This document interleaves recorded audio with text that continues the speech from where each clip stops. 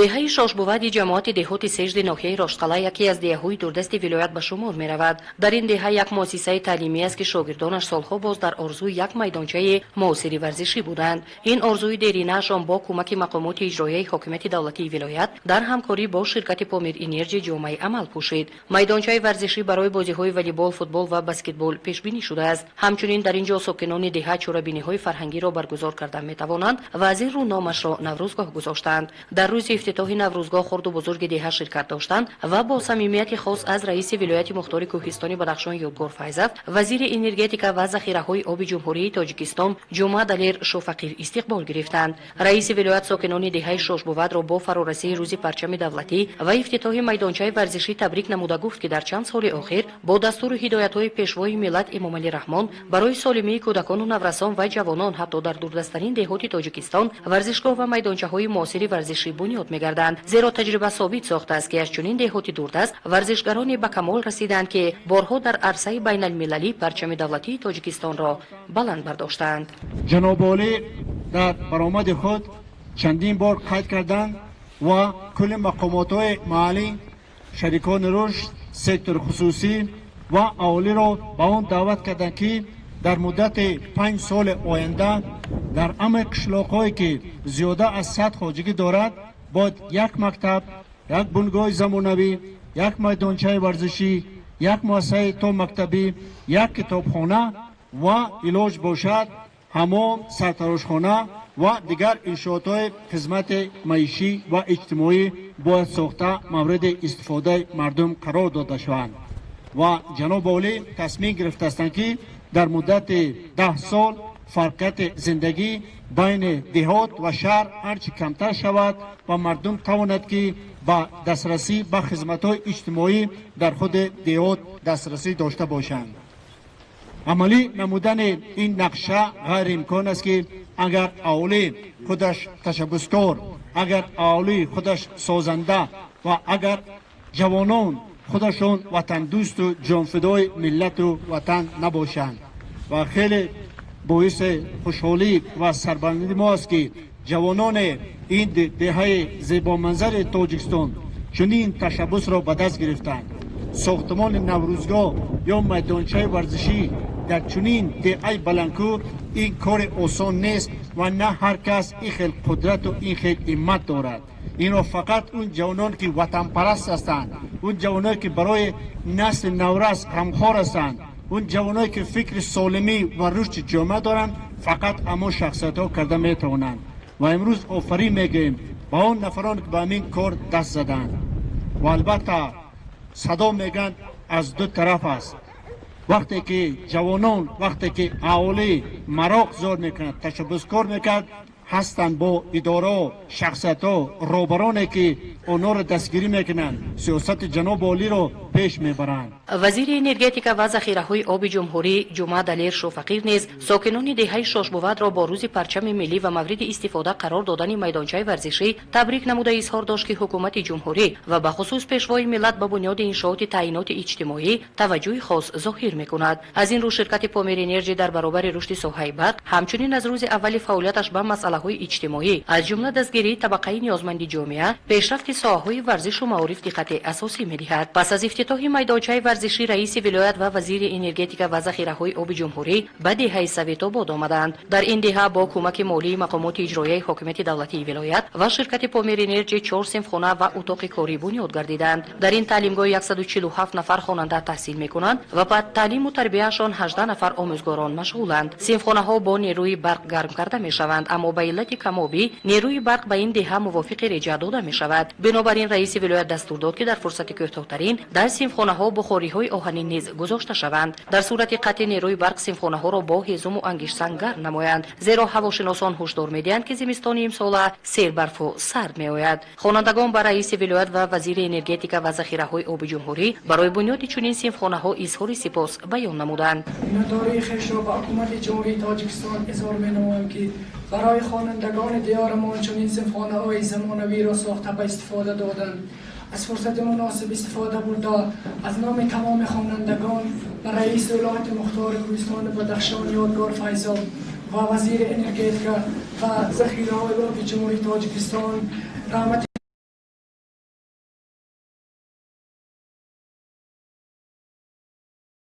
کلام گفته بعد ختم مصرف و دانشگاه داخل شده آینه سازی شبکه‌ای. معاون دیرکتور مؤسسه تعلیمی بنای نو بنیاد را رونمایی کرد و بنای کهنه را با بنای نو مقایسه کرد. گفت که بین این دو بنا فرق از زمین تا آسمان است. برای ما چنین صنفخانه‌های علاوگی را ساخته به استفاده داده ما امروز با تمام تجهیزات زمانوی مجهز گردانیده شدن، ما درس‌های خود را به درجه بلند و باوری کامل داریم که ما با کودکان خود آن دانش بلند را داده با طلبات زمان معاصر آن را جوابگو خواهیم نمود. رئیس ولایت ساحه معارف را یکی از ساحه‌های مهم حیات جامعه عنوان کرده اظهار داشت که تمام ساحه‌های دیگری حیات از آن وابستگی زیچ دارند. مصدر مؤسسه‌های تحصیلات میانه عمومی خشت نخستین کادرهای آینده گذاشته می شود و از این رو حکومت جمهوری به بنیاد مؤسسه‌های تعلیمی و بهترین شرایط تحصیل نسل نورس از تمام امکانات‌های مالی و اقتصادی استفاده می‌برد. حالا در شهر و ناحیه‌های ولایت بناهای خوش‌طرح و زمانوی بنیاد شدند و در نظر است که در مرکز ناحیه راشدقلعه نیز بنای معاصر تعلیمی بنیاد می‌گردد. اما اگر آموزگار و خود خوانندگان به دانش اندوزی شوق نداشته باشند، این همه زحمت ما برعوض خواهد رفت. جناب عالی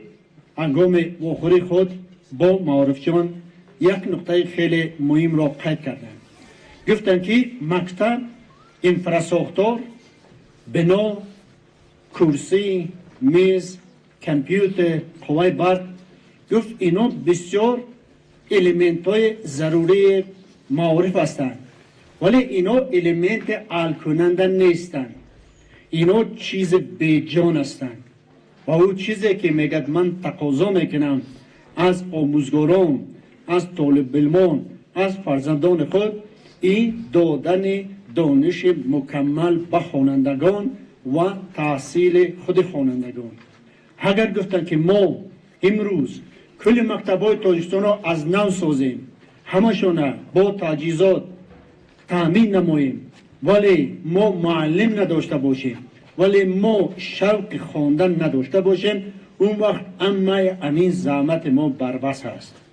بنابراین با کل استادان، معلمان رو آورده التماس کردند که معلم باید در نوبت اول بالای بلند برداشتن دانش، ملکه و سویه خود کار کند و کوشش کند که اون دانش را به فرزندان دهند. و پیشوای ملت درباره نسل نورس سخن رانده گفتند که خواهیم و نخواهیم آینده این مملکت در دست همین نسل نورس هستند. و بعد شما خوب میدانید که در پیام خود مسئله آموختن علمای دقیق، علمای طبیعت‌شناسی، علمای ریاضی را یکی از مسائل مهم نامبر کردند و وظیفه 20 ساله دولت و وزارت معارف آن را معرفی کردند. وزیر انرژتیک و ذخیره‌های آب جمهوری تاجیکستان خوانندگان و آموزگاران این مؤسسه تعلیمی را تبریک نموده از آنها دعوت کرد که با استفاده از چنین شرایط‌ها دانش خود را بالا برند. به خصوص آموزش فن‌های دقیق اهمیت بیشتر دهند، زیرا این اقدام برای عملی نمودن استراتژی چهارم ملی صنعتی کنانی با سرعت و از شکل اگراری صنعتی به صنعتی اگراری زمینه می‌گذارد. کشور ما من بعد و متخصصان ساحه صنعت از جمله رشد انرژتیک نیاز بیشتر پیدا خواهد کرد. در دهه زنوج جماعت دهات برواز یک میدانچه ورزشی زمانوی بنیاد و با ابتکار یک صاحبکار این دهه با صرف مبلغ 50,000 سامانی به استفاده داده شد. در میدانچه ورزشی هم خوانندگان مؤسسه تعلیمی و هم جوانان دهه به بازی فوتبال، والیبال و بسکتبال مشغول میشوند. مساحت میدانچه زیاده از 800 متر کوادراتی را در بر میگیرد. رئیس ولایت به پدر این صاحبکار اظهار تشکر گفت که حکومت کشور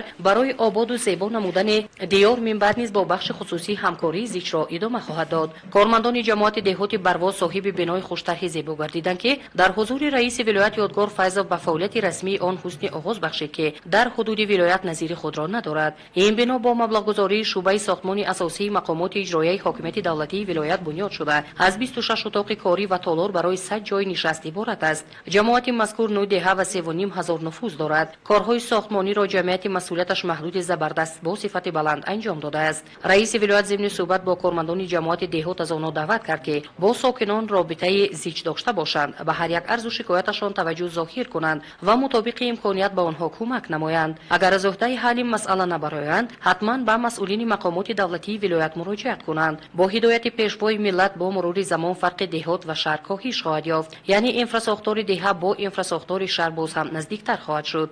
در مرکز ناحیه رئیس ولایت و وزیر انرژتیک و ذخیره‌های آب جمهوری کارخانه دوزندگی گلدسته را برای 3 جای کاری افتتاح نمودند. این کارخانه با مبلغ گذاری دیرکسیون ساختمان انشاءات حکومتی دستگاه اجرایی پرزیدنت جمهوری تاجیکستان بنیاد شده است. رئیس ولایت به صفت کاری بناکاران بهای بلند داده از راهبریت کارخانه دعوت نمود که برای فعالیت با ثمر آن تلاش نمایند، زیرا بنیاد کارخانه هنوز نیمه کار است و نیمه دیگرش این پیدا نمودن بازار و به فروش برآوردن مال و محصولات کارخانه است. اینجا باید لباس‌های دوخته شوند که بازارگیر باشند، صفت بلند داشته باشند. در صورت غیر کارخانه موقع خود را در بازار پیدا کردن نمیتواند یا با عباره دیگر بر رقابت تاب آوردن نمیتواند. زن مادر سرچشمه زندگی است و امروز همه آبادی خانه، آبادی روزگار، آبادی دولت و جامعه از زن مادر وابسته است.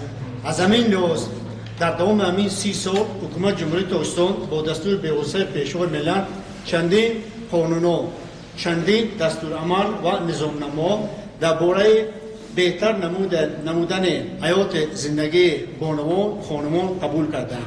سر کرده از دسترسی کودکان آنها به کودکستان، درباره تحصیل فرزندان، درباره کم کردن خشونت در عائله، درباره برابری حقوق مرد و زن و به خصوص بعد درباره با جای کار تامین کردن آنها. باور دارم که شما چندین مرتبه تلویزیون تماشا کردید وقتی که جناب عالی انشاءات ها بناها به خصوص بانک‌ها را افتتاح میکردن، سپارش بدن که 70% کارمندان اینجا باید زنان و بانوان باشند. در کجا که امکان است در ساختارهای دولتی، در مقامات، در بانک، در کجایی که مهنت جسمانی کمتر است، دائما سپارش میکنه که اینجا باید اساسا زنان باشد، مردا باشد و کار دیگر. مقامات ولایت ما همه کوشش به خرج میدیم که شما را دستگیری کنیم. بازد از حساب مقامات ولایت برای این سیخ 30,000 سومانی جدا کردیم، چون که میفهمیم که نتیجه آغاز کار اما وقت آسان نیست. برای شما قسمت زیاد شما در اونجا کار نکرده است. ما امید داریم که در مدت 2-3 ماه شما چهوران کسبی شوید.